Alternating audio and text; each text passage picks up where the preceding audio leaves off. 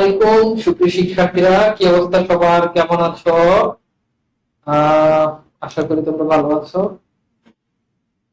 ওকে, আমার কথা শোনা যাচ্ছে কিনা ভাইয়েরা আমাকে একটু জানাবা, এবং সাউন্ডটা ক্লিয়ার কিনা আমাকে সেটাও একটু জানাও। আশা করি সবকিছু ঠিকঠাক ভাবে শুনতে পাচ্ছ এবং দেখতে পাচ্ছ। সব ক্লিয়ার আছে কিনা একটুখানি ছোট্ট করে আমাকে জানিয়ে দাও। তো এর আগের ক্লাসে আমরা গন্তব্য কাবুল করেছি, আজকের ক্লাসে আমরা আবার আমাদের গন্তব্য কাবুল থেকে আলোচনা স্টার্ট করবো, এবং ছোট্ট একটা কবিতা আছে, আমরা এই কবিতাটাও আজকের ক্লাস হচ্ছে পড়বো ইনশাল্লাহ। ঠিক আছে? ওকে, ঠিক আছে, সাউন্ড ক্লিয়ার আছে। ভেরি গুড, তাহলে আমরা আস্তে ধীরে চলে যাবো আমাদের আজকের ক্লাসে। Very good option. ঠিক আছে, ওকে, সাউন্ড ঠিক আছে। ও সরি, এই যে এটা লাগাই নাই, এবার ঠিক আছে কিনা জানো তো?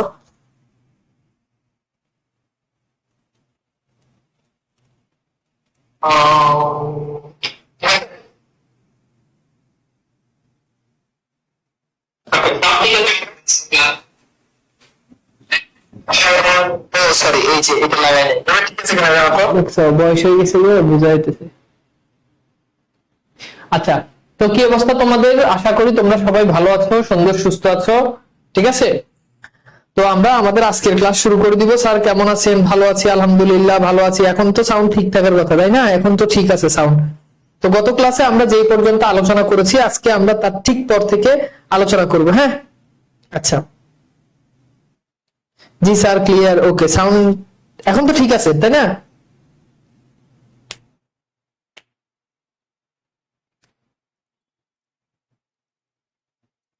ঠিক আছে এখন? জি স্যার, ওকে, এখন ঠিক আছে। ওকে, ঠিক আছে। ওকে, তাহলে আজকের ক্লাসে, গত ক্লাসে আমরা যে পর্যন্ত পড়েছি, আজকের ক্লাসে আমরা তার ঠিক পর থেকে আমরা হচ্ছে আলোচনা করব। হ্যাঁ, তো গত ক্লাসে আমরা যেই পর্যন্ত পড়েছি, আমি যদি একটুখানি যদি দেখি যে গত ক্লাসে আমরা কোন পর্যন্ত পড়ছিলাম, আজকে তার ঠিক পর থেকে আমাদের আলোচনাটা ইনশাআল্লাহ আমরা স্টার্ট করব। ঠিক আছে? আচ্ছা, ওই যে ফুল চন্দন পড়ুক একটু পর্যন্ত পড়ছি, ফুল চন্দন পড়ুক একটু পর্যন্ত আমরা পড়েছি। ওকে, তো এখন আমরা আজকের ক্লাসে ঠিক এর পর থেকে যতটুকু পর্যন্ত আলোচনা করেছে তার ঠিক পর থেকে আমরা হচ্ছে আলোচনা করব।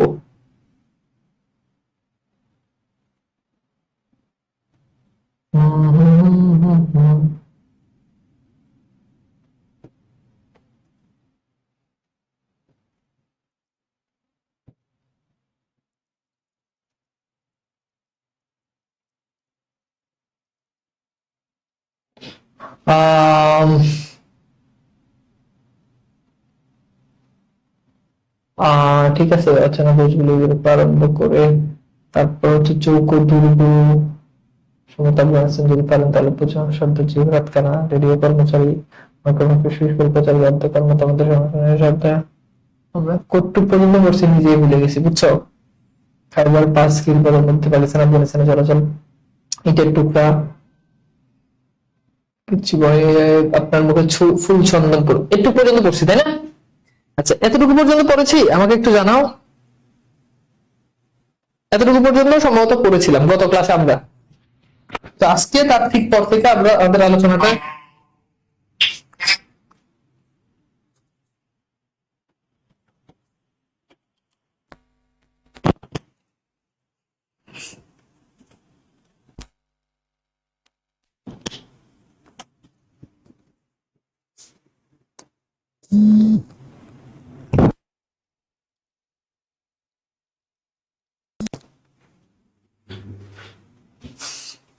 ওকে, তো গত ক্লাসে আমরা এই জায়গাতে পড়েছি, তাই না? এই জায়গাটা পর্যন্ত পড়েছিলাম।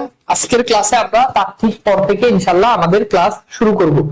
তো আমি কি স্টার্ট করতে পারি কিনা আমাকে একটু জানাও, আমরা আজকের ক্লাসটা স্টার্ট করি। ঠিক আছে,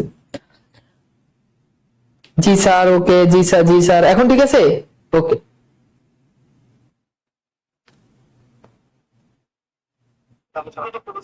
আজকের ক্লাসে আমরা তার পর থেকে ইনশাআল্লাহ আমাদের, হ্যাঁ এখন তো ঠিক আছে সাউন্ড, হ্যাঁ শুরু করেন। ঠিক আছে, সাউন্ড ঠিক আছে। ওকে,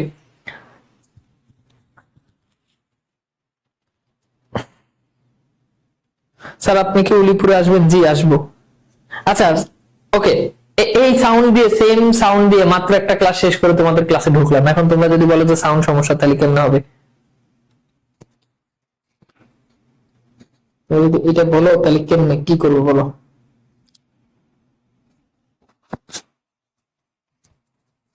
হ্যাঁ ওকে, আমিন পর্যন্ত আমরা পড়েছিলাম, হ্যাঁ একটু পর্যন্ত।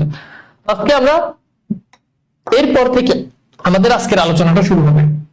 তো এরপর আমরা দেখি যে আমরা দেখতে পাই তারপরে যেটা আমরা দেখবো একটু পরে, সেটা হলো গিয়ে যে আমাদের খাইবার পাস। হ্যাঁ, তো বলছে খাইবার পাস, খাইবার পাস তো বুঝতে পারতেছো যে আফগানিস্তান এবং পাকিস্তানের যে সংযোগ স্থল, অর্থাৎ দুই দেশের যে সংযোগ স্থল, এটাকে বলা হয়, এটা হচ্ছে খাইবার পাস।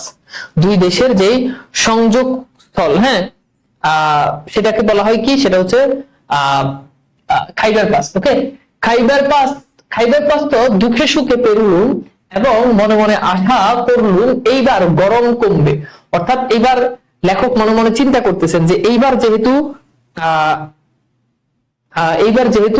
খাইবার পাসটা পার হয়েছি, তার মানে এইবার কি হবে, আস্তে আস্তে এবার ইয়েটা কমবে, অর্থাৎ গরমটা এবার আস্তে আস্তে কমবে।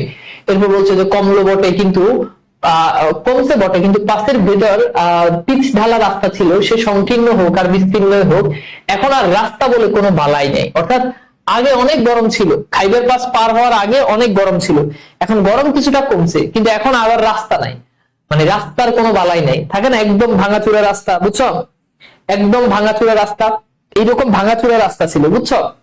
তো এই জন্য বলছে যে আগে খাইবার পাস পার হইতাম, এখন খাইবার পাস পার হয়ে এখন যেটা আছে ওইটাতে আর রাস্তার কোনো বালাই নাই। হাজার বছরের লোক চলাচলের ফলে পাথর এবং অতি সামান্য মাটির উপর যে দাগ পড়ে আছে তারই উপর দিয়ে মোটর চললো, অর্থাৎ ওই যে তাদের যে গাড়িটা এটা চলতেছে, মনে হচ্ছে 1000 বছর আগে এই রাস্তা করছে। গ্রামের দিকে বা শহরে এরকম কিছু কিছু রাস্তা আছে না, যে রাস্তা একেবারে রাস্তার কোনো বালাই নাই, হ্যাঁ এরকম। তো বলছে যে এই দাগের উপর দিয়ে পণ্যবাহী যেতে আসতে কোনো অসুবিধা হয় না, কিন্তু মোটর আরোহীর পক্ষে যে কতদূর পীড়াদায়ক, এই পীড়াদায়ক মানে কি, কষ্টকর, পীড়াদায়ক হতে হয় তার খানিকটা তুলনা বীরভূম, বাঁকুড়া, ডাঙ্গা ও খোয়াইয়ের রাত্রিকালে গরুর গাড়ি চড়ার সঙ্গে যদি সে গাড়ি 20 মাইল বেগে চলে, হ্যাঁ, ভিতরে খড়ের পুরো তোষক না থাকলে তা ছোট বড় নুড়ি দিয়ে ভাঙা খোয়াই খেয়ে ফেলা হয়। এখানে লেখক একটা একটা পশ্চিমবঙ্গের একটা অঞ্চলের কথা বলছে, যে পশ্চিমবঙ্গের বীরভূমে সেখানে যে ভাঙাচুরা রাস্তা, সেই ভাঙাচুরা রাস্তার প্রসঙ্গ এখানে টেনেছেন। এই ভাঙাচুরা রাস্তার দিনে গাড়ি যদি অনেক জোরে যদি চলে তাহলে এইটা ঠিক আছে।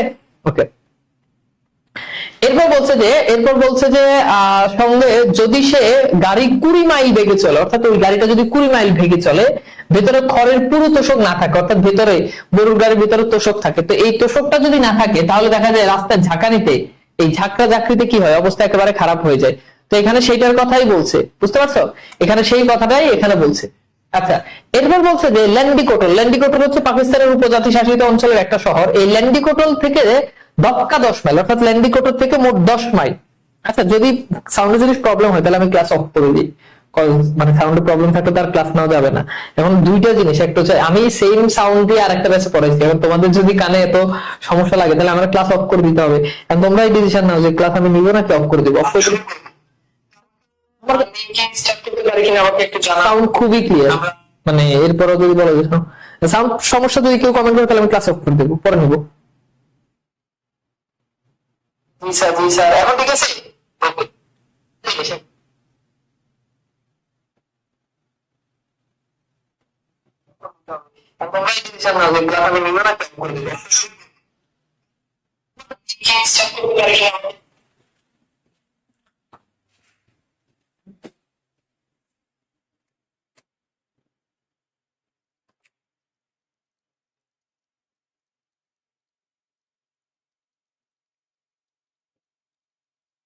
Hello hello hello hello,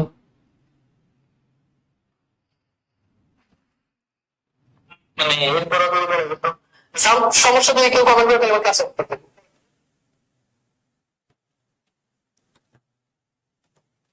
sound তো ঠিকই আছে, আবার আরেকজন বলে সাউন্ড বেশি খারাপ, মানে বুঝি নয় কিছু। সব ওকে আছে, আমি কি ক্লাস নিব, মানে বলতে হবে তো যে আমি তো ক্লাসের ভিতরে আমি তো সাউন্ড ঠিক করতে পারবো না, হয় আমার ক্লাস অফ দিতে হবে, নাহলে কিছু একটা করতে হবে। আমার কাছে সবই ঠিক আছে, আমি তো শুনছি, মানে তোমরাই যে খালি অনলাইনে ক্লাস করো এটা না, তোমার থেকে তো এগুলো নিয়ে আমি বেশি অ্যানালাইসিস করি, তো সাউন্ড ঠিক আছে। ওকে, তাহলে চলো আমরা শুরু করে দিই। আর কেউ যদি বলে যে সাউন্ডের সমস্যা, আমি কিন্তু শুরু করতেছি, এবার কেউ যদি বলে যে সাউন্ডের সমস্যা, তাকে কিন্তু ব্যান করে দেবো, কারণ তোমরা সবাই বলছো শুরু করার জন্য।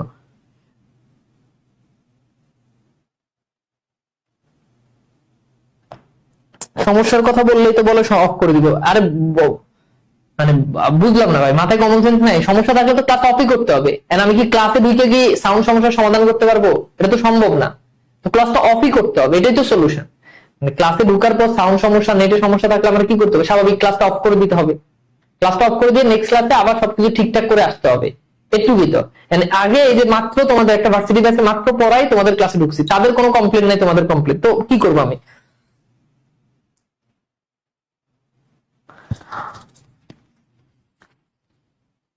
ঠিক আছে, ওকে ওকে, তাহলে চলো এরপর থেকে আমরা আবার আলোচনা শুরু করি। তো এরপর বলছে, সেই মরুপ্রান্তের দক্কা দুর্গ অত্যন্ত অবান্তর বলে মনে হলো, মাটি আর খড় মিশে পিটে পিটে হ্যাঁ উঁচু দেওয়াল গড়ে তোলা হয়েছে, আশেপাশে রঙের সঙ্গে রং মিলিয়ে ফ্যাকাশে ময়লা ঘিনঘিনে হলদে রং, দেওয়ালের উপর দিকে সারিগর্ত, দুর্গের লোক এতই তারই ভিতরে দিয়ে বন্দুকের নল গলিয়ে নিরাপদ বাইরে শত্রুকে গুলি করতে পারে।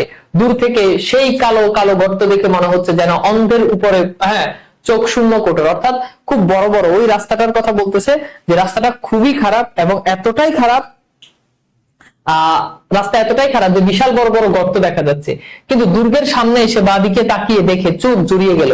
ওই যে দুর্গটা আছে, ওই দুর্গটা থেকে বাদিকে যখন তারা তাকালো, বাদিকে তাকিয়ে লেখকের চোখ জুড়ে গেল। হ্যাঁ, তাকিয়ে তারপর হচ্ছে কি লেখকের চোখ জুড়ে গেল। হ্যাঁ, আচ্ছা, তো লেখকের চোখ জুড়ে গেলে কি দেখে? যে ছল ছল করে কাবুল নদীর বাঁক দিয়ে এক পাশ দিয়ে চলে গিয়েছে ডান দিকে এক ফালি সবুজ আঁচল লুটিয়ে পড়েছে। অর্থাৎ বলতেছে যে যে বলতেছে যে ডান দিকে যখন যখন ওই দুর্গটা আছে, ওই দুর্গে যখন বাদিকে যখন তাকালো, তখন লেখক প্রথমবারের মতো যেটা দেখলো সেটা হচ্ছে যে কাবুল নদী লেখকের চোখে পড়লো। এই কাবুল নদী দেখে লেখক অবাক হয়ে গেল। হ্যাঁ, তারপর বললো যে কাবুলি বললেন, চলুন দুর্গের ভেতরে।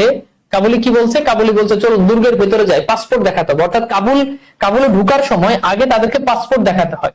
তখন ওই যে কাবুলি লোকটা লেখকের সাথে ছিল, সেই কাবুলি লোকটা বলল যে কাবুলি লোকটা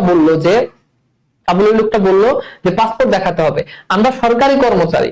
অর্থাৎ তখন তাদেরকে বলছে যে আমরা হচ্ছে কি সরকারি কর্মচারী। তাদেরকে বলছে, ওই কাবুলি লোকটা লেখককে বলছে যে আমরা হচ্ছে সরকারি কর্মচারী, তাড়াতাড়ি ছেড়ে দিবে। অর্থাৎ লেখককে বলতেছে যে আমরা যেহেতু সরকারি কর্মচারী, তার মানে আমাদেরকে আটকায় রাখবেন, আমাদেরকে তাড়াতাড়ি ছেড়ে দিবে, তাহলে সন্ধ্যার আগেই জালালাবাদ পৌঁছাতে পারবো। অর্থাৎ যেহেতু সন্ধ্যা হয়ে যাবে, সন্ধ্যার আগেই আমরা হচ্ছে জালালাবাদ পৌঁছে যেতে পারবো, কেননা আমাদেরকে তাড়াতাড়ি ছেড়ে দিবে, আমি তো সরকারি কর্মচারী। বুঝছো? আচ্ছা, ওকে, এরপর খেয়াল করে দেখো, আমরা একটুখানি দেখি।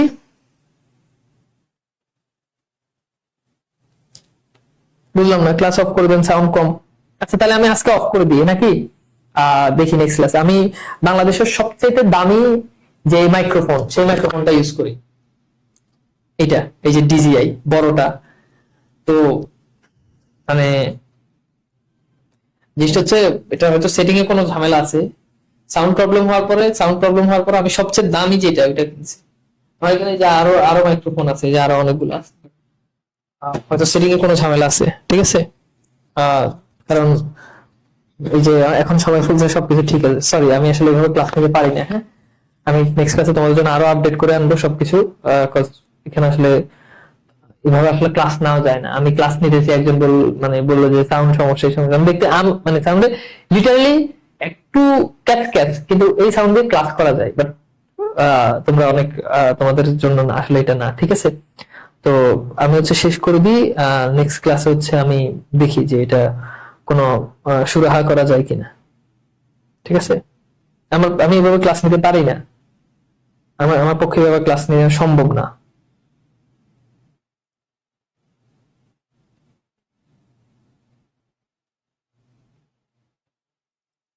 ক্লাস নেন সব, আবার এখন বলছে ক্লাস নেন, সবকিছু ঠিক আছে।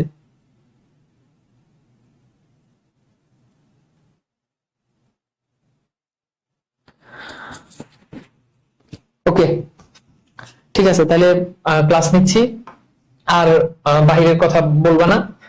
আমার মানে ক্লাসে এরকম করলে আমি আসলে কনসেন্ট্রেশন আমার প্রচুর ব্রেক হয়, আমি একদম এক মনে এক দিলে ক্লাস নিতে পারি না। কিন্তু এই যে সমস্যা, মানে আমার এই আমি আমি মানে যেটা আছে এটা দিয়ে ক্লাস করার মতো, হ্যাঁ একটু প্রবলেম থাকতে পারে, যেহেতু এটা নতুন, হয়তো সেটিংস এ কোনো ঝামেলা আছে, আমি দেখে নিবো এটা, বাট এটা এমন কোনো ইস্যু না যে এটার জন্য ক্লাস করা যায় না।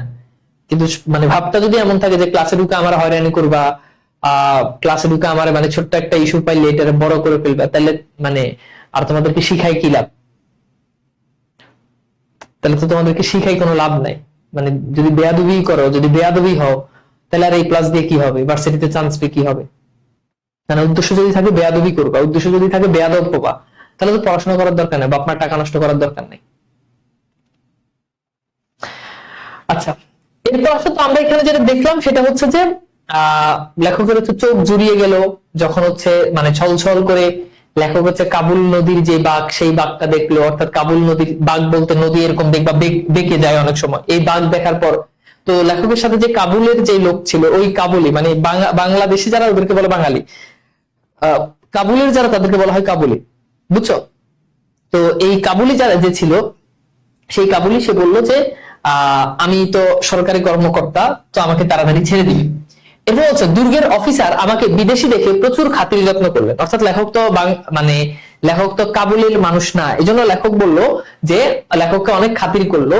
ধক্কার মতো জায়গা, বরফের কল থাকার কথা নয়, কিন্তু যে শরবত খেলুম তার জন্য ঠান্ডা জল কুজোতে, কুজো মানে হচ্ছে জল রাখে যেই পাত্র, অনেক সময় দেখবা যে মাটির কলসে জল রাখে, ওগুলোকে বলা হয় কুজো, পুজোতে কি করে তৈরি করা সম্ভব তা বুঝতে পারলাম না। আফগানিস্তানের অফিসার যদি কবি হতে পারতেন তবে তার পক্ষে তীর হয়ে ভবিষ্যৎবাণী করাও কিছুমাত্র বিচিত্র নয়। তিনবার চাকা ফাটলো, অর্থাৎ যেতে যেতে মোট 3বার লেখকদের কি হয়েছে, লেখক যে গাড়ি করে গেছে প্রচন্ড গরম থাকার কারণে কি হয়েছে, প্রচন্ড গরম থাকার কারণে কি হয়েছে যে চাকাটা হচ্ছে ফেটে গেছে, প্রচন্ড ইয়ে থাকার কারণে চাকা ফেটে গেছে। এরপর হচ্ছে ইঞ্জিন শর্টবাজির উপর ঘোষা করে, মানে ইঞ্জিনটা ওই যে লেখকের সাথে যে শর্টবাজি ছিল, লেখক একটু রসিকতা করে বলতেছে যে ইঞ্জিনটা শর্টবাজির সাথে গোস্বা, গোস্বা মানে হচ্ছে রাগ করে 2বার গুম হলেন, চাকা সরালো হেদি মেনন, তারপর হচ্ছে তদাকর করলেন, তদারকি আর কি করলেন শর্টবাজি। জালালাবাদ পৌঁছাবার কয়েক মাইল আগেই শর্টবাজি কোমর বন্ধ অথবা নিবন্ধ কিংবা বেল্ট যাই বলুন, অর্থাৎ কোমর বন্ধ বেন যাই বলুন সব ছেড়ে দুটুকরো হলো। তখন খবর পেলুম সর্দারজি ও রাতকানা, অর্থাৎ লেখকের সাথে যে সর্দারজিটা আছে সেই সর্দারজি কি ছিল, রাতকানা ছিল। রেডিও কর্মচারী আমার কানটাকে মাইক্রোফোন ভেবে ফিসফিস করে প্রচার করে দিল, আদ্যকার মতো আমাদের অনুষ্ঠান এখানেই সমাপ্ত হলো, কাল সকাল 7টায় আমরা আবার উপস্থিত হব। অর্থাৎ রেডিওতে যেভাবে বলা আজকের মতো এখানে, আদ্যকার মতো এখানে আমাদের অনুষ্ঠান শেষ হলো। তো ওই যে লেখকের সাথে যে ছিল, যে রেডিও কর্মচারী যে ছিল, সে লেখকের কানে কানে বলছে যে আমাদের গাড়ি বা আমাদের জার্নি, আমাদের ভ্রমণ আজকের মতো এখানেই শেষ, আমাদের ভ্রমণ যেহেতু এখানেই শেষ, তাহলে আমরা মানে এটা লেখকের কানে কানে লেখক হচ্ছে বলে দিছে। আচ্ছা, এরপর খেয়াল করো, 8 মাইলটা দূরে আফগান সরাই, অর্থাৎ এখান থেকে মোট 8 মাইল দূরে, অর্থাৎ লেখকের গাড়ি যেখানে থামাইছে ওখান থেকে 8 মাইল দূরে আফগান সরাই। সরাই মানে হচ্ছে বিশ্রাম নেওয়া হয়। আগের কাল দিনে এরকম সরাইখানা ছিল, যদি এখনকার সরাইখানা নাই। তো এখনকার সরাইখানা না থাকার পেছনে কারণ কি? হ্যাঁ, আদ্যকার মানে হচ্ছে আজকের মতো, আদ্যকার মতো মানে হচ্ছে আজকের মতো, ঠিক আছে। আর ধক্কা বলতে সাধারণত বোঝায় বিশাল বড় যে মানে তোমার ইয়েতে তাবু তাবু বা দুর্গ টাইপের, যেটাকে বলে। বাহিরের কমেন্ট করিও না, হ্যাঁ যেটা বুঝাচ্ছি এগুলো বুঝো, প্রত্যেকটা লাইন এখানে বুঝার আছে। আচ্ছা, এরপর খেয়াল করে দেখো যে 8 মাইল দূরে আফগান সরাইখানা, অর্থাৎ লেখকদের গাড়ি যেখানে থামছে ওইখান থেকে আরো 8 মাইল দূরে যে বিশ্রামখানা আছে সেটা। বেতারের সাহেব ও আমি আস্তে আস্তে সেদিকে চললুম, অর্থাৎ বেতারের যে লোক ছিল, সাহেব বলতে সাহেব, এবং লেখক আস্তে আস্তে সেই সরাইখানার দিকে যাচ্ছে যেখানে বিশ্রাম নিতে হয়, কারণ তাদের গাড়ি ছাড়বে আগামীকাল। আচ্ছা, এরপর বলছে এগিয়ে চললুম, বাদ বাকি আর সকালে হই হুল্লো করে গাড়ি ঠেলে নিয়ে চললো। সর্দারজি তন্নি করে বললেন, মানে তন্নি মানে একটু ইয়ে করে বললেন আর কি, একটু ভাব নিয়ে, একটু ঝুঁকি মানে একটু ঘুমের ভাব, মানে একেবারে খুব গভীর মনোযোগ নিয়ে বললেন, একটু পা চালিয়ে সন্ধ্যা হয়ে গেলে সরাই দরজা বন্ধ হয়ে যায়, মানে একটু অন্য স্বরে, ভিন্ন স্বরে কথা বললে সেটাকে বলে আর কি তন্নি স্বর। তো এই স্বরে বললেন যে পা চালিয়ে যাওয়ার জন্য যদি সন্ধ্যা হয়ে যায় তাহলে সেই সরাইখানা বা বিশ্রামখানা যেটা আছে, সেই সরাইখানা বা বিশ্রামখানার দরজা কি হবে, বন্ধ হয়ে যাবে। এরপর বলছে সরাই তো নয়, ভীষণ দুশ্মনের মতো দাঁড়িয়ে এক চৌকো দুর্গ, অর্থাৎ বিশাল বড় দুর্গ বলতে সাধারণত বিশাল বড় বিল্ডিং কে বুঝায়। তো বলছে এইটা, এটা তো সরাইখানা না, বিশাল বড় একটা, মানে লেখকরা যে সরাইখানা বিশ্রাম নেবে, বিশাল বড় এক দুর্গ। কর্ম অন্তে। কর্ম অন্তে মানে অন্ত মানে শেষে, অর্থাৎ কাজের শেষে। কর্ম অন্তে মানে কি? কাজের শেষে। নিবৃত্ত পান্থশালাতে বলতে আমাদের চোখে যে স্নিগ্ধতার ছবি ফুটে উঠে, এর এর সঙ্গে তার কোনো সংস্রব নাই। অর্থাৎ সাধারণত এই যে সরাইখানা বা বিশ্রামখানা বলতে আমরা কি বুঝি? খুব চমৎকার হবে, যেখানে আমরা বসে বিশ্রাম নিতে পারবো, ঘুমাতে পারবো, আরাম করতে পারবো। এই সরাইখানাটা আসলে এরকম ছিল না, অর্থাৎ এটার সাথে কোনো সংস্রব নেই, মানে এটার সাথে কোনো মিল নেই। 30 ফুট উঁচু হুলদে মাটির নিরেট 4খান দেওয়াল, সামনের খানাতে এক বিরাট দরজা এবং ভিতর দিয়ে ওট, বাস, ডাবল ডেকার অর্থাৎ বড় বড় যে বাসগুলো পর্যন্ত অনায়াসে ঢুকতে পারে। কিন্তু ভিতরে যাওয়ার সময় মনে হলো এই শেষ ঢোকা, এ দানবের পেট থেকে আর বেরোতে পারবো না। অর্থাৎ ওই সরাইখানাটা এত বড় ছিল যে ওই সরাইখানার মধ্যে ওট ঢুকে যায়, বাস ঢুকে যায়, এরপর হচ্ছে ডাবল ডেকার বড় বড় যে বাসগুলো আছে সেগুলো ঢুকে যায়। লেখকের মনে হচ্ছে যে এইখানে যে ঢুকবো, এই ঢুকার পরে, এখানে ঢুকার পরে যে মানে এখানে যে ঢুকবো, এখানে ঢুকার পরে আর কি হবে না, মনে হচ্ছে যে জীবন আর এখান থেকে বের হতে পারবো না। অর্থাৎ ওটা অত বড় ছিল। ঢুকেই থমকে দাঁড়ালো। তো লেখক যখন সরাইখানাতে যখন ঢুকতেছে, ঢুকার পরে ঠাস করে থমকে দাঁড়াইছে। কত শত শতাব্দীর পুঞ্জীভূত দুর্গন্ধ আমাকে ধাক্কা মেরেছিল বলতে পারিনি। অর্থাৎ কত শত শতাব্দীর পুঞ্জীভূত দুর্গন্ধ, অর্থাৎ ওই সরাইখানাতে যেহেতু পাবলিক সবাই যেহেতু আশ্রয় নেয়, সবাই যেহেতু সেখানে থাকে, এই জন্য কি হয়েছে যে সবাইকে পুঞ্জীভূত দুর্গন্ধ, মনে হচ্ছে পুঞ্জীভূত মানে জমে থাকে, এত বেশি দুর্গন্ধ ছিল, মনে হচ্ছে লেখক ঢুকার সাথে সাথে লেখক এই করছে, এগুলো কি করছে, ধাক্কা মারছে। কিন্তু মনে হলো আমি যেন সে ধাক্কায় 3 গজ পিছিয়ে গেলুম। মনে হচ্ছে যে আমি যেন ধাক্কা, মানে এত ধাক্কা মারছে যে ধাক্কার সাথে মনে হচ্ছে আমি 3 গজ ভিতরের দিকে চলে গেছি। ব্যাপারটা কি বুঝতে অবশ্য বেশি সময় লাগলো না। এলাকাটা মৌসুমী হাওয়ার বাইরে, অর্থাৎ মৌসুমী হাওয়ার বাইরে, সাধারণত মৌসুমী হাওয়া যেখানে বৃষ্টিপাত হয়, হ্যাঁ মৌসুমী হাওয়ার বাইরে, তাই এখানে কোনো বৃষ্টিপাত হয় না। অর্থাৎ যে এলাকাটাতে সরাইখানা, এই এলাকাটাতে এখানে কোনো বৃষ্টিপাতই হয় না।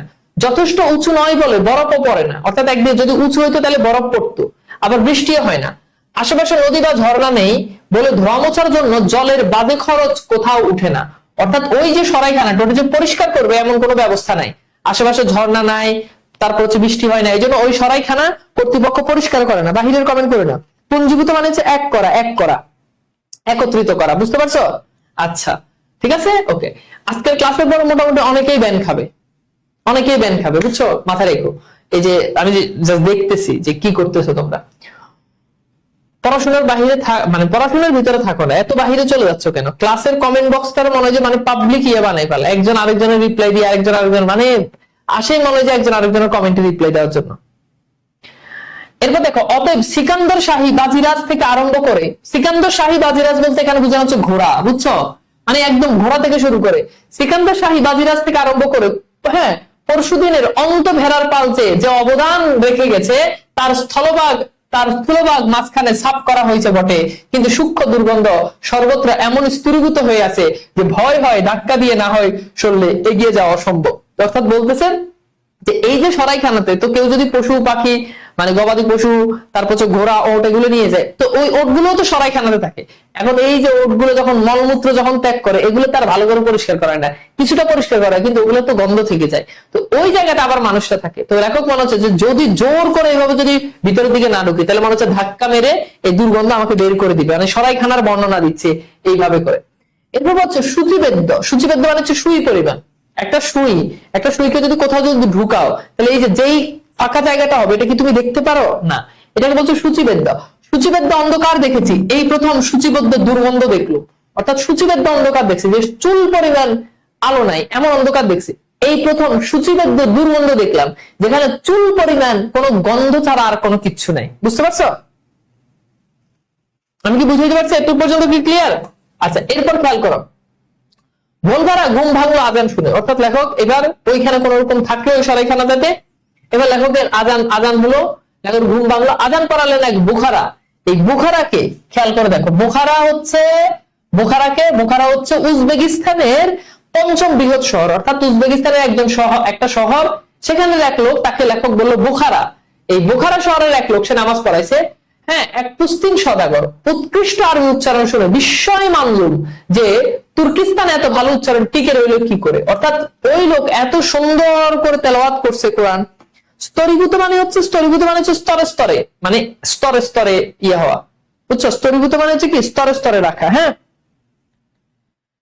এরপর খেয়াল করে দেখো, বেতারওয়ালাকে জিজ্ঞেস করতে তিনি বললেন আপনি নিজে জিজ্ঞেস করুন। অর্থাৎ ওই বেতারওয়ালাকে লেখক বলছে আচ্ছা এই লোকটা একটু জিজ্ঞেস করেন যে কিভাবে এই লোক এত ভালো আরবি উচ্চারণ জানে। তখন বেতারওয়ালা তাকে বলছে আপনি বলুন। আমি বললাম কিছু যদি মনে না করেন আমি এই সংকোচ। তিনি আশ্চর্য হলেন যে বুঝতে পারলো খাস প্রাচ্য দেশে অচেনা অজানা লোককে যে কোনো প্রশ্ন জিজ্ঞেস করতে বাধা নেই। অর্থাৎ লেখক তার সাথে খুব ফর্মালিটি দেখায়, তাকে খুব ফর্মালিটি দেখায়, বলছে আচ্ছা আপনাকে কি একটা প্রশ্ন করতে পারি, আপনি এত ভালো উচ্চারণ কিভাবে শিখছেন। ওই লোক খুব অবাক হয়ে গেছে, আল্লাহ এই প্রশ্ন করবে, আবার আমার কাছে অনুমতি নিতেছে। ওকে, আচ্ছা পরে জানলাম তার সম্বন্ধে কৌতূহল দেখানো সে বরঞ্চ খুশি হয়। হ্যাঁ, তারপর বলছে মোটরে বসে তারই দেখে তুলে নিয়ে আগের রাতের অভিজ্ঞতা জমা খরচ নিতে লাগলো। চোখ বন্ধ অবস্থায় ঠান্ডা হাওয়ায় প্রথম পরশ পেল, খুলে দেখি সামনে সবুজ উপত্যকায়, রাস্তার দুদিকে ফসল ক্ষেত। অর্থাৎ এবার যখন লেখক চোখ খুলছে তখন লেখক চোখ খুলে দেখে যে সুন্দর চারদিকে সবুজ উপত্যকা। উপত্যকা হচ্ছে এরকম অনেকটা তোমার পাহাড়ের মতো, আর নিচে দিয়ে আবার তোমার সবুজ মাঠের মতো এরকম। রাস্তার দুদিকে ফসল ক্ষেত। সর্দারজি পরিচয় করিয়ে দিলেন, বললেন জালালাবাদ। এবার লেখক এসে পৌঁছেছে কোথায়? জালালাবাদ এসে পৌঁছেছে। জালালাবাদ কি? আফগানিস্তানের একটা শহর, অনেক সুন্দর চমৎকার শহর। হ্যাঁ, তখনই দুদিকে সবুজ আর লোকজনের ঘর বাড়ি। সামান্য একটি নদী ক্ষুদ্র সুযোগ পেলে কি মহান সবুজের লীলা খেলা দেখতে পারে জালালাবাদের, তার অতি মধুর তসবির। এমনকি যে দু চারটে পাঠান রাস্তা দিয়ে যাচ্ছিল তাদের চেহারাও যেন সীমান্তের পাঠানদের চেয়ে মোলায়েম। মোলায়েম মানে একটু সফট, নরম, নাদুস নুদুস। এবার খেয়াল করে দেখো, খুব ভালো করে খেয়াল করে দেখো এখানে কি বলছে, খেয়াল করো কি বলছে। তো লেখক বলছে যে সীমান্তে যে পাঠানদেরকে দেখছে এদের চেহারা একটু রুক্ষ টাইপের, আর এই যে জালালাবাদে যে পাঠানদেরকে দেখতেছে এদের চেহারা খুব মোলায়েম। এখন এটা কিন্তু পরিবেশের উপর কিন্তু চেহারা এটা কিন্তু ডিপেন্ড করে। তুমি একটা ভালো জায়গায় থাকলে তোমাকে দেখতে অনেক নাদুস নুদুস লাগবে, আর যেখানে তুমি কুত্তার মতো সারাদিন খাটো, ওই খাটা জায়গায় বা তুমুল রোদের মধ্যে তুমি সারাদিন কাজ করো বা সারাদিন তোমাকে রোদের মধ্যে থাকা লাগে, তাহলে তোমার চেহারার যে সফটনেস এটা আস্তে আস্তে কমে যাবে। এটা বলছে যে পাঠান দুই ধরনের পাঠান। সীমান্তের পাঠানরা একরকম, কারণ সীমান্তে অনেক বেশি রোদ, তীব্র রোদ, গরম। আর জালালাবাদ যেহেতু শান্তশিষ্ট, অনেক প্রাকৃতিক সৌন্দর্যের জন্য জালালাবাদের যারা পাঠান আছে তারা দেখতে খুব চমৎকার, দেখতে খুব মোলায়েম। লক্ষ্য করলাম যে পাঠান শহরে গিয়ে সেখানকার মেয়েদের বেপর্দা নিন্দা করে, তারাই বৌদি খেতে কাজ করছে অন্য দেশের মেয়েদের মতো। অর্থাৎ পাঠানদের মেয়েরা পর্দা মানে তারা যে পর্দার নিন্দা করে, অর্থাৎ মেয়েদের বেপর্দা, মেয়েরা বেপর্দা হওয়া যাবে না। জালালাবাদে এসে লেখক দেখলেন যে পাঠানদের মেয়েরা এখানে রাস্তায় কাজ করে। বুঝছো? জমা খরচ মানে হচ্ছে জমা করা, খরচ করা, এটা আর কি। ঠিক আছে, জালালাবাদে তার অতি মধুর তসবির, অর্থাৎ সেটার একটা নির্যাস দেখতে পেল। মুখ তুলে বাসের দিকে তাকাতে তার আপত্তি নেই। বেতার কর্তাকে জিজ্ঞেস করতে তিনি গম্ভীরভাবে বললেন আমার যতদূর জানা কোন দেশের গরিব মেয়েই পর্দা মানে না। অর্থাৎ গরিবরা তো পেটের দায় বাহিরে বের হতে হয়, কাজে গরিব মেয়েরা পর্দা মানে না, অন্তত আপন গায়ে মানে না। শহরে গিয়ে মধ্যবিত্তের অনুকরণে কখনো পর্দা মেনে ভদ্রলোক হবার চেষ্টা করে। ওকে, কখনো কাজকর্মের অসুবিধা হয় বলে গায়ের রেওয়াজি বজায় রাখে। আমি জিজ্ঞেস করলো আরবের বেদুইন মেয়েরা? এরপর লেখক বলছে আচ্ছা আরবের বেদুইন মেয়েরা যারা, তারাও কি পর্দা করে না? এরপর বলছে, তিনি বললেন আমি ইরাকে তাদের বিনা পর্দায় ছাগল চড়াতে দেখছি। অর্থাৎ আরবের বেদুইন মেয়েদেরকেও লেখককে সে বলতেছে যে আমি আরবে গিয়ে দেখছি এরকম। ইরাকে গিয়ে গাড়ি সদর রাস্তা ছেড়ে জালালাবাদ শহরে ঢুকলো। কাবুলিরা সব বাসের পেট থেকে বেরিয়ে 1 মিনিটের ভেতর অন্তর্ধান মানে পালালো। অর্থাৎ জালালাবাদে যখনই গাড়ি থামলো কাবুলের যারা আছে এরা সবাই এবার পালাই গেল। কেউ একবার জিজ্ঞেস পর্যন্ত করলো না বাস ফের ছাড়বে কখন। অর্থাৎ বাসওয়ালাকে তো জিজ্ঞেস করতে হবে যে মামা ছাড়বেন কখন। তো বাস যখন থামে তখন আমরা কি করি, বাইরে জিজ্ঞেস করি না জানা থাকলে, আচ্ছা কতক্ষণ থামবে। হ্যাঁ, তো কতক্ষণ থামবেন খেয়ে তুলে মানে হচ্ছে খুব দ্রুত গতিতে আর কি। তো বললো যে মানে ফের বাস যখন ছাড়বে তখন বললো যে কতক্ষণ গাড়ি ছাড়বে। এই কথা কেউ জিজ্ঞেস না করে বাস থেকে সবাই নেমে গেল জালালাবাদে। আমি তো এই প্রথম যাত্রা, তাই সর্দারজিকে সুদালাম মানে কি বললাম, সুদালাম মানে কি সর্দারজিকে বললো, কি বললো, বাস আবার ছাড়বে কখন, অর্থাৎ বাসটা আবার কখন ছাড়বে। সর্দারজি বললেন আবার যখন সবাই জড়ো হবে, অর্থাৎ কোনো নির্দিষ্ট টাইম নেই, যখন সবাই আসবে তখন আবার বাস ছাড়বে। বুঝছো? এরপর খেয়াল করে দেখো, এরপর বলছে যে জিজ্ঞেস করলুম সে কবে। সর্দারজি যেন একটু বিরক্ত হয়ে বললেন আমি তার কি জানি, সবই খেয়ে দিয়ে ফিরে আসবে যখন, অর্থাৎ যখন সবাই খাওয়া দাওয়া করে ফিরে আসবে তখন আবার এই গাড়ি ছাড়বে।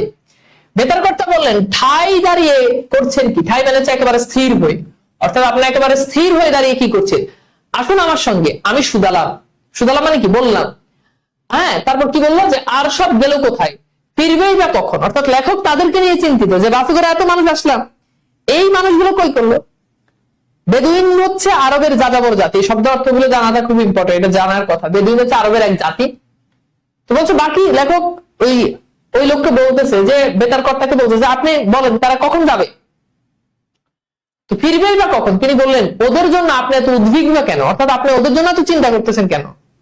হ্যাঁ, আপনি তো ওদের মাল জানের জিম্মাদার না। জিম্মাদার মানে হচ্ছে যিনি জামিনদার। আপনি তো তাদের মাল তারপর হচ্ছে তাদের জান, এটা জামিনদার না। আপনি তাদেরকে নিয়ে এত কেন টেনশন করতেছেন। আমি বললাম তা তো নয়, কিন্তু যেরকম ভাবে হুট করে সবাই নিরুদ্দেশ হলো, তাতে মনে হলো না যে ওরা শীঘ্রই ফিরবে। আজ সন্ধ্যা, তাহলে কাবুল পৌঁছাবো কি করে। অর্থাৎ লেখক চিন্তা করতেছে আজ সন্ধ্যার ভিতরে কাবুল পৌঁছাবে, কিন্তু ওই লোকগুলো যেভাবে গেছে লেখকের হাবভাব দেখে মনে হয়েছে যে এরা তাড়াতাড়ি আর ফিরবে না। বেতার কর্তা বললেন সে আশা শিখেই তুলে রাখুন। সে আশা শিখে বলতে বোঝানো উপরে, সে আশাটা অ্যাকচুয়ালি শিখেই হচ্ছে কি, গ্রাম অঞ্চলে দেখবে পাটি দিয়ে রশি দিয়ে এক ধরনের শিকা বানায়, ওইটার উপরে পাতিল রাখে। তোমরা হয়তো এগুলো না দেখার কথা। পাতিল রাখে এই কারণে বিড়াল যাতে খাইতে না পারে, বিড়াল যাতে কোনো খাবার যাতে খাই ফেলতে না পারে। এখানে শিখে মানে বুঝাচ্ছে ওটা উপরে, মানে আপনি যে চিন্তা করতেছেন যে আপনি সন্ধ্যার ভিতরে কাবুলে পৌঁছাবেন, এটা আপনি এই চিন্তা বাদ দেন। এদের তো কাবুল পৌঁছাবার কোনো তাড়া নেই। বাস যখন ছিল না তখন তারা কাবুল পৌঁছাতো 15 দিনে। অর্থাৎ তাদের এখন এই যে খুব চিল করে তারা যাচ্ছে, হয়তো 4-5 দিন লাগতেছে কাবুল যেতে, কিন্তু তারা খুব চিল। কেননা আগে যখন বাস ছিল না তখন তাদের লাগতো 15 দিন। হ্যাঁ, এখন 4 দিন লাগলেও তার আপত্তি নেই। জালালাবাদে পৌঁছালে এখানে সকলে কাকা মামা শালা কেউ না কেউ আছে, তাদের তত্ত্বশালা মানে হচ্ছে কি, খোঁজ খবর করবে, খাবে দাবে, তারপর ফিরবে। অর্থাৎ কাবুল যাওয়ার সময় জালালাবাদে সবাই থামে, এখানে সবার আত্মীয় স্বজন থাকে, সবাই দেখা সাক্ষাৎ করে আস্তে ধীরে আসে, বুঝছো। আচ্ছা, এরপর খেয়াল করো, মোটর ছাড়লো অনেক বেলায়, কাজেই বেলাবেলি মানে হচ্ছে সন্ধ্যা নামার আগে। বেলাবেলি মানে কি, সন্ধ্যা নামার আগে কাবুল পৌঁছাবার আর কোনো ভরসাই রইল না। পেশোয়ার থেকে জালালাবাদ 100 মাইল। এই যে এই জায়গাগুলো থেকে পরীক্ষাতে প্রশ্ন আসে যে পেশোয়ার থেকে জালালাবাদ কতটুকু, পেশোয়ার থেকে জালালাবাদ হচ্ছে কতটুকু বলতো, 100 মাইল। জালালাবাদ থেকে কাবুল আরো 100 মাইল। তার মানে খেয়াল করো, জালালাবাদ থেকে আবার যখন কাবুলে যাবেন তখন এটা আরো 100 মাইল। হ্যাঁ, শাস্ত্রে কি লেখে, সকালে পেশোয়ার থেকে সন্ধ্যায় জালালাবাদ পৌঁছাবে। অর্থাৎ নিয়মে বলা হয়, দেখবা অনেক সময় গাড়িতে গেলে গাড়ি বলে যে হ্যাঁ 1 ঘন্টায় আমরা গিয়ে অমুক বগুড়াতে গিয়ে নামবো, তারপর আরো 2 ঘন্টা পর রংপুরে নামবো। দেখা গেল জ্যামের ঠেলায় ওই যে বলে ওইটা খালি বলার মধ্যেই থাকে, আর কিছু না। তো এই জন্য লেখক এখানে একটু রসিকতা করে বলতেছে, কি বলতেছে, শাস্ত্রে বলে। এটা কি বলে, এটা শাস্ত্রে বলে। পরদিন ভোরবেলা জালালাবাদ ছেড়ে সন্ধ্যায় কাবুল। যখনই বোঝা উচিত ছিল যে শাস্ত্র মানে অল্প লোক, অর্থাৎ অল্প লোকই শাস্ত্র মানে, যে তাড়াতাড়ি করে আসবে, ইয়ে করবে না, এগুলো কেউ করে না। পরে জানলাম একমাত্র মেল বাস ছাড়া আর কোন শাস্ত্র নির্দিষ্ট ভাবে চলে না। মেল বাস হচ্ছে যে সকল ট্রেন, মালবাহী ট্রেন, এগুলো মানুষ উঠে না। তো মালবাহী ট্রেনটা 8টা ট্রেন 8টাই ছাড়া, কারণ এগুলো তো মানুষ উঠার কোনো কাজ নাই, জাস্ট টাইমে ছেড়ে দেয়, জাস্ট টাইমে পৌঁছে যায়। এটা ছাড়া আর কিছু আইন মানে না।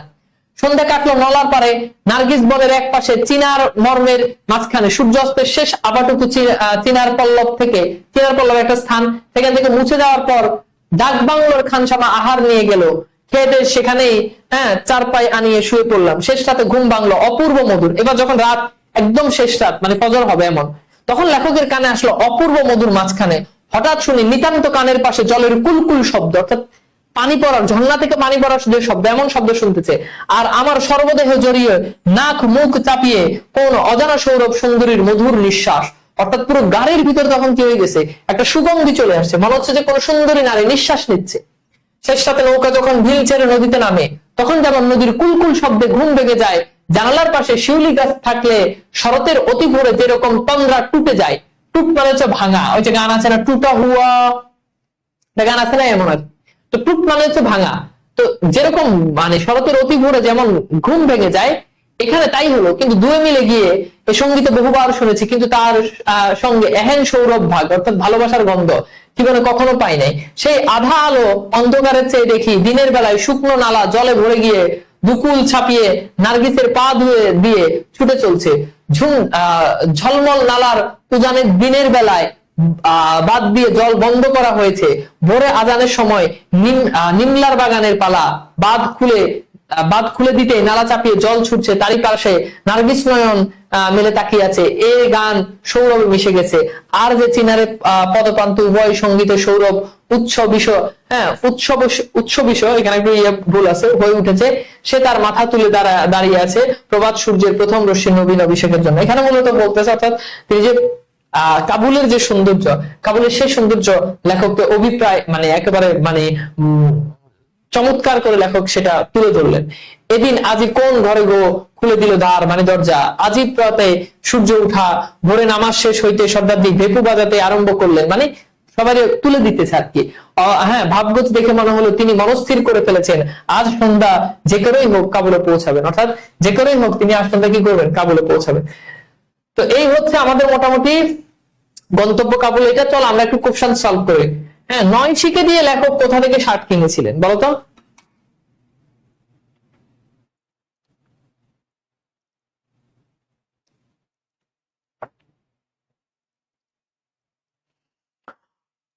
ওকে, দ্রুত সলভ করো।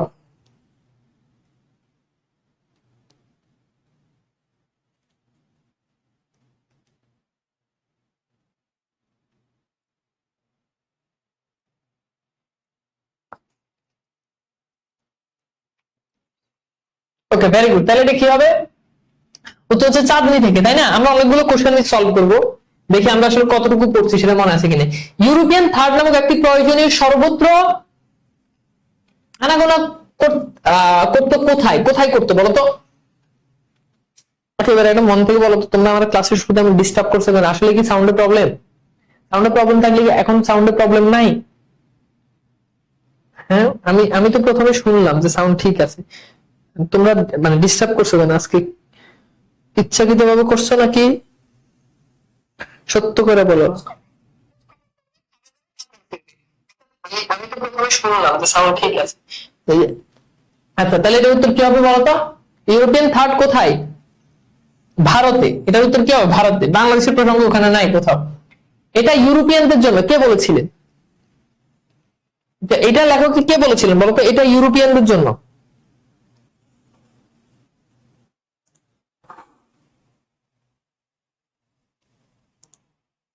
এটা ইউরোপিয়ানদের জন্য, এটা কে বলছে?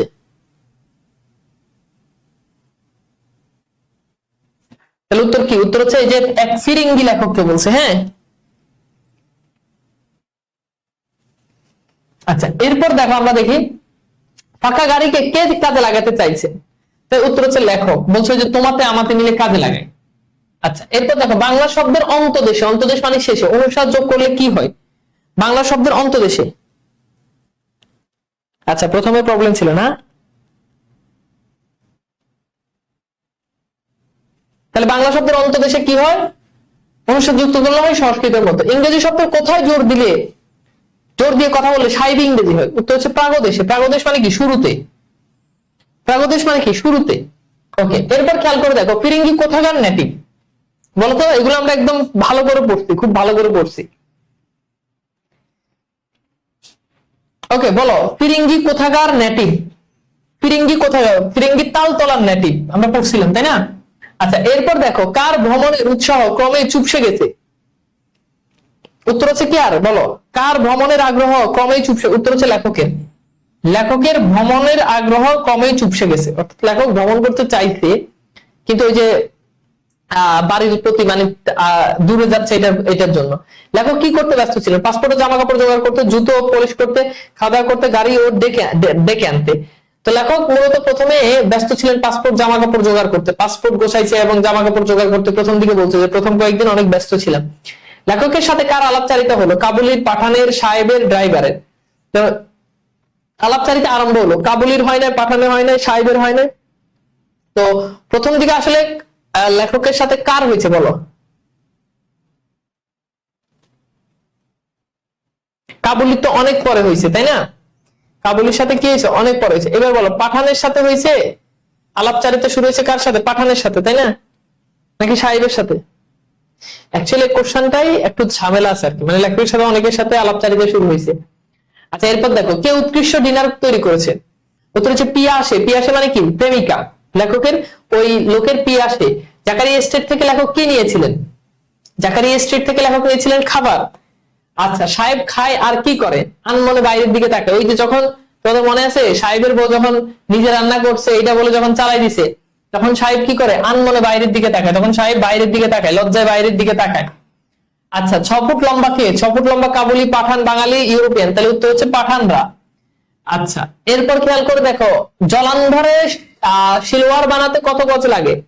তো এইগুলো একদম আমরা যখন প্রথমে যখন পড়ছি, যেমন তোমাদেরকে একটুখানি যদি দেখাই তাহলে তোমরা আরো ভালো বুঝবা। দেখো, একদম প্রথম দিকে আমরা এই কোশ্চেন গুলো হচ্ছে আমরা খুব ভালো করে পড়ে আসছিলাম। কই কই গেল? এই যে দেখো, একদম প্রথমে দেখো, তোমাদেরকে একটু দেখাই মানে কিভাবে কোশ্চেন গুলো কিভাবে আসে ওটা তোমাদেরকে একটু দেখাই। আচ্ছা,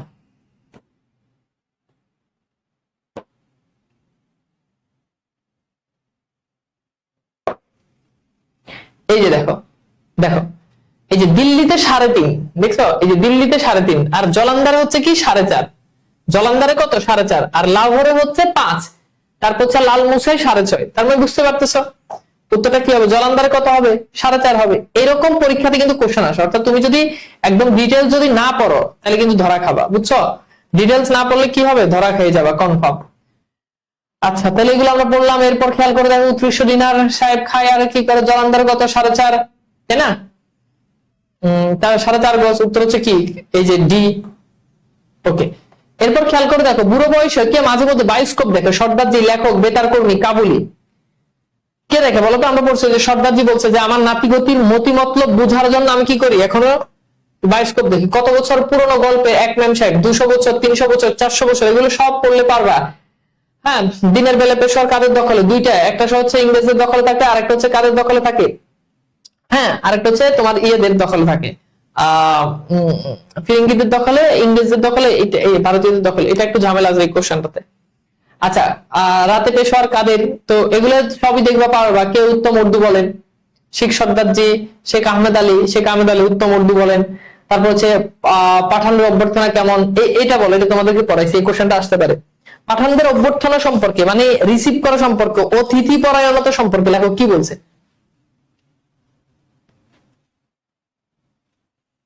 পাঠানদের অভ্যর্থনা কেমন বলতো? পাঠানদের অভ্যর্থনা কেমন? উত্তর হচ্ছে লেখক নিজেই বলছে যে নির্জল আন্তরিক, অর্থাৎ কোনো জল নাই, কোনো ভেজাল নাই, একদম খাঁটি, বুঝছো?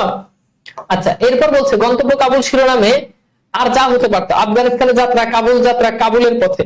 তো উত্তর তিনটাই হইতে পারতো। দেখো, আফগানিস্তানের যাত্রা এটা ঠিক আছে, কাবুল যাত্রা, কাবুলের পথে এটাও হইতে পারতো। মানে তিনটাই এখানে আসলে রাইট অ্যান্সার হয়। এরপর বলছে গাড়ি ছাড়ার সঙ্গে সঙ্গে লেখকের মনে হলো তিনি একা, তিনি নিঃসঙ্গ, তিনি দল ছুটো। তাহলে তিনি কি, তার কি মনে হয়েছে বলতো? গাড়ি ছাড়ার সঙ্গে সঙ্গে লেখকের মনে হয়েছে কি? তিনি একা। এটা তো ঠিক আছে, এটা তো ঠিক আছে, কিন্তু আমার তো অপশনে একটা নাই। খেয়াল করো, অপশনের মিনিমাম আমাকে 2টা নিতে হবে। সো এখন আমি যদি 2টা যদি নিতে যাই তাহলে উত্তর হচ্ছে লেখক একা, নিঃসঙ্গতা একই, তার মানে 1 আর 2। সো 1 আর 2 হলে আমার অপশন হবে কি?